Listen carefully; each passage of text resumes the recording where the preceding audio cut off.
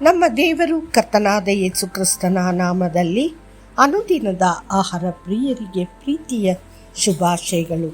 2025 ಮೇ ತಿಂಗಳ 16ನೇ ತಾರೀಕಿನ ಶುಕ್ರವಾರದ ದೇವರ ವಾಕ್ಯವು ವೈಭವದ ಕಿರೀಟಧಾರಣೆ.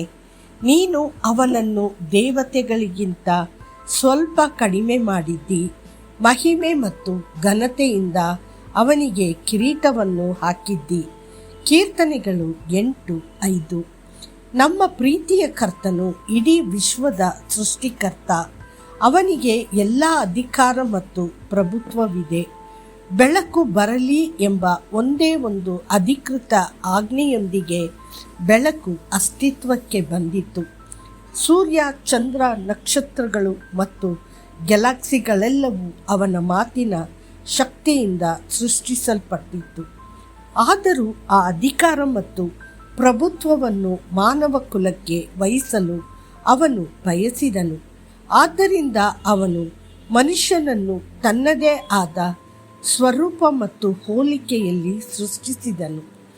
ಕರುವು ಅದನ್ನು ಹೊತ್ತ ಹಸುವನ್ನು ಹೋಲುವಂತೆಯೇ ಮನುಷ್ಯನು ದೇವರ ಪಾತ್ರ ಮತ್ತು ಪ್ರತಿರೂಪದ ಮುದ್ರೆಯನ್ನು ಹೊಂದಿದ್ದಾನೆ. ದೇವರು ಹೇಳಿದನು, ನೀವು ಫಲಪ್ರದರಾಗಿ ಹೆಚ್ಚಾಗಿರಿ, ಭೂಮಿಯನ್ನು ತುಂಬಿಸಿ ಅದನ್ನು ವಶಪಡಿಸಿಕೊಳ್ಳಿರಿ. ಸಮುದ್ರದ ಮೀನುಗಳ ಮೇಲೆಯೂ ಆಕಾಶದ ಪಕ್ಷಿಗಳ ಮೇಲೆಯೂ ಭೂಮಿಯ ಮೇಲೆ ತೆವಳುವ ಪ್ರತಿಯೊಂದು ಜೀವಿಯ ಮೇಲೆಯೂ ಆಳ್ವಿಕೆ ಮಾಡಿರಿ.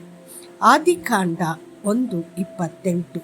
ನಿನ್ನ ಕೈ ಕೆಲಸಗಳ ಮೇಲೆ ಅವನಿಗೆ ಅಧಿಕಾರ ಕೊಟ್ಟಿದ್ದಿ, ಸಮಸ್ತವನ್ನು ಅವನ ಪಾದಗಳ ಕೆಳಗೆ ಇಟ್ಟಿದ್ದಿ ಎಂದು ಕೀರ್ತನೆಕಾರನು ದೃಢೀಕರಿಸುತ್ತಾನೆ.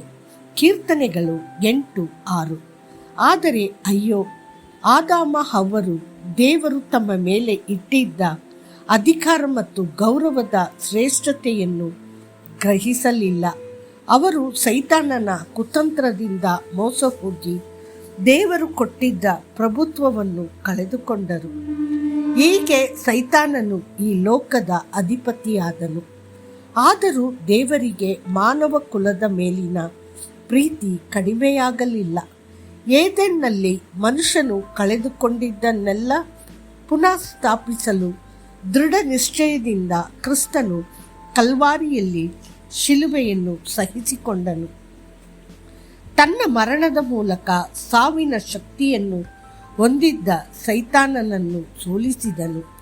ಈಗ ಅವನ ಬಳಿ ಸಾವು ಮತ್ತು ಪಾತಾಳದ ಕೀಲಿಗಳಿವೆ ಮತ್ತು ಅವನು ತನ್ನ ಹೆಸರಿನಲ್ಲಿ ನಮಗೆ ಅಧಿಕಾರ ಮತ್ತು ಪ್ರಭುತ್ವವನ್ನು ಪುನಃಸ್ಥಾಪಿಸುತ್ತಾನೆ. ಯೇಸು ನಿಮಗೆ ವಹಿಸಿಕೊಟ್ಟಿರುವ ಅಧಿಕಾರವನ್ನು ನೋಡಿ ಮತ್ತು ನಾನು ನಿಮಗೆ ಸ್ವರ್ಗದ ರಾಜ್ಯದ ಬೀಗದ ಕೈಗಳನ್ನು ಕೊಡುವೆನು. ನೀವು ಭೂಮಿಯಲ್ಲಿ ಏನು ಕಟ್ಟುತ್ತೀರೋ ಅದು ಸ್ವರ್ಗದಲ್ಲಿಯೂ ಕಟ್ಟಲ್ಪಡುವುದು, ಮತ್ತು ನೀವು ಭೂಮಿಯಲ್ಲಿ ಏನು ಬಿಚ್ಚುತ್ತೀರೋ ನೀವು ಅದನ್ನು ಸ್ವರ್ಗದಲ್ಲಿಯೂ ಬಿಚ್ಚಲ್ಪಡುವುದು.